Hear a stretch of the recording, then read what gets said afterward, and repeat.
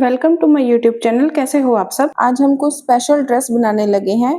Turn moms dress, 1.5 से 2 साल की बच्ची की हमने ड्रेस बनानी है। जो ड्रेस का बॉडी पार्ट था उसी में से हमने बेबी की ड्रेस की बॉडी निकाल ली है, जिसकी लेंथ मैंने 8 inch with margin and width 12 inch with margin निकाली है। सेंटर से मार्किंग करके हम साइड से एक्स्ट्रा फैब्रिक को कट कर देंगे। फैब्रिक को फोल्ड करके हम इसकी मार्किंग करेंगे। सबसे पहले नेक की विड्थ मैंने 2 इंच और लेंथ 3 इंच ली है।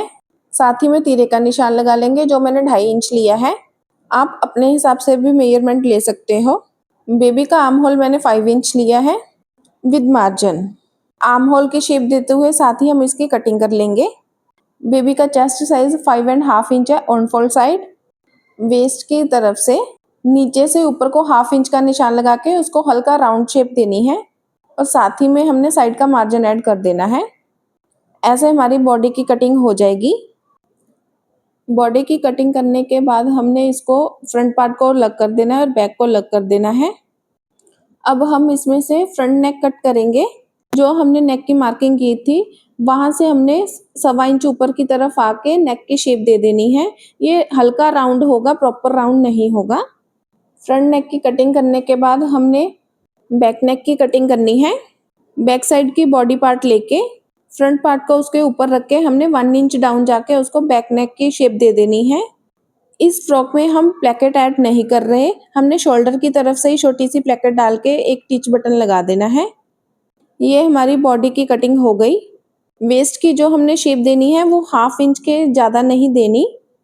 बेबी की फ्रॉक का हम लोअर पार्ट, जो मॉम की ड्रेस का लोअर पार्ट था, उसमें से कट करेंगे। पहले भी अम्ब्रेला शेप में ही कटिंग थी, अब भी हम अम्ब्रेला शेप में ही कटिंग करेंगे। ऐसे हमने 4 फोल्ड कर लेने हैं जैसा आपको वीडियो में दिख रहा है। 4 फोल्ड करने के बाद बॉडी को रख के हमने उसकी वेस्ट की शेप दे देनी है और साथ ही में इसकी हमने लेंथ ले लेनी है। मैंने इसकी लेंथ 13 इंच रखी है विद मार्जिन। आप बेबी की लेंथ के अकॉर्डिंग कम या ज़्यादा कर सकते हो। निशान लगाने के बाद हमने इसकी कटिंग कर लेनी है। ये अम्ब्रेला शेप में ही कटिंग होगी। हमारा फ्रॉक का लोअर पार्ट भी कट हो गया। इसके हमने 4 फोल्ड किए थे तो साइड से इसकी कटिंग कर लेनी है और बॉडी को रख के देख लेना है ताकि प्रॉपर शेप आ रही है। अब हम फ्रॉक के स्लीव्स कट करेंगे। इस स्लीव की लेंथ मैंने 5 इंच ली है और विड्थ 5.5 इंच है। ऐसे हमने स्लीव की शेप दे देनी है। ये स्लीव रेव में कट की है जिसकी राउंड खुली आएगी। साइड से भी हमने एक्स्ट्रा मार्जिन निकाल देना है। स्टिचिंग करने के लिए सबसे पहले हमने रेव में एक पट्टी तैयार करनी है जिसको हम नेक पे अटैच करेंगे। रेव पट्टी बनाने के बाद हमने वन साइड से शोल्डर को अटैच करना है और वन साइड से हमने ऐसे ही रहने देना है। जो ओपन वाली साइड है शोल्डर की उस पे हमने एक्सटेंडेड शोल्डर ब्रैकेट बनानी है जिससे बच्चों को फ्रॉक डालना इजी रहता है। नेक पे रेव पट्टी अटैच करते टाइम हमने 1/2 इंच का ही गैप रख के सिलाई लगानी है। ज़्यादा गैप नहीं रखना, नहीं तो चुन्नटें पड़ेंगी और नेक में फिनिशिंग अच्छी नहीं आएगी। पट्टी अटैच करने के बाद उस पर टॉप की सिलाई ज़रूर लगानी है ताकि पट्टी बैठ जाए।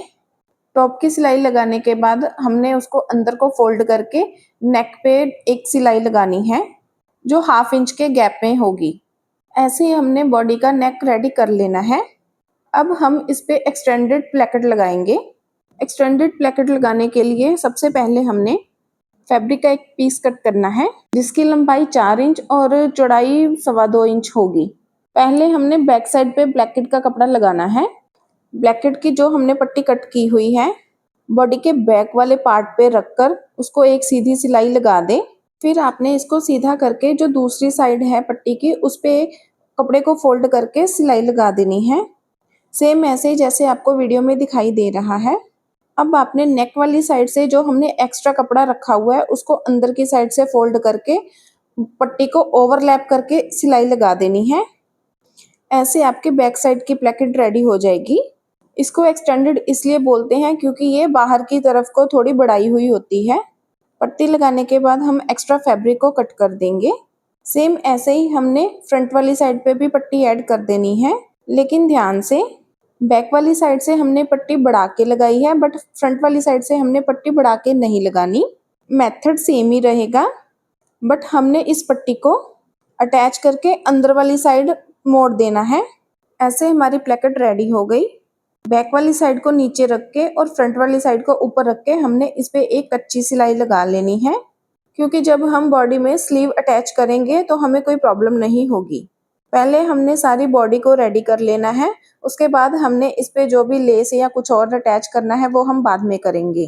प्लेकेट बनने के बाद हम अब इस पे स्लीव अटैच करेंगे। स्लीव को हमने उल्टी साइड पे निशान लगा के उसको फोल्ड कर लेना है। इसको फोल्ड करते टाइम हमने बहुत कम मार्जिन में इसको फोल्ड करना है। दोनों स्लीव के राउंड हम ऐसे ही फोल्ड करेंगे। राउंड को फोल्ड करने के बाद हमने शोल्डर साइड से सेंटर में दोनों स्लीव पर एक छोटी सी नॉच लगा लेनी है। बेबी की स्लीव को हम बॉडी की साइड फिटिंग देने से पहले ऐड करेंगे, क्योंकि आर्म होल बहुत छोटा है, फिनिशिंग अच्छी नहीं आएगी। साइड फिटिंग हम लास्ट में करेंगे इसकी। अब हम बॉडी पे स्लीव को अटैच करते हैं। स्लीव को अटैच करने के लिए हमने बॉडी की सीधी साइड रखनी है और स्लीव की भी सीधी साइड रख के आर्म होल को मिलाते हुए हमने एक सिलाई लगा देनी है। ऐसे ही सेम हमने दूसरी स्लीव पर भी करना है। ऐसे ही हमारी दोनों स्लीव्स अटैच हो जाएंगी। स्लीव्स को अटैच करने के बाद हमने इसके लोअर पार्ट अटैच करने हैं। फ्रंट साइड सेंटर में एक छोटी सी चुन्नट आएगी, बैक सिंपल ही रहेगा। और जो मॉम की ड्रेस में से साइड की पट्टियां बची थी वो ही हमने इसमें अटैच कर दी हैं फिटिंग के लिए। जब हम फ्रंट साइड फ्रंट पार्ट और back side back part attach कर लेंगे तो कोई भी लेस या कोई एक्सेसरी लेके हमने उस पर अटैच कर देनी है। ऐसे हमारे फ्रॉक की लुक अच्छी आएगी। वीडियो का कुछ पार्ट मिस हो गया था, बट मैंने वैसे वर्बली बता दिया है। सेम उसी तरीके से आपने करना है, ऐसे आपकी फ्रॉक रेडी हो जाएगी। और जो भी आपने एक्सेसरी ऐड करनी होगी वो आप लास्ट में करके एक फिटिंग दे देना। Thank you for watching. Bye bye, take care.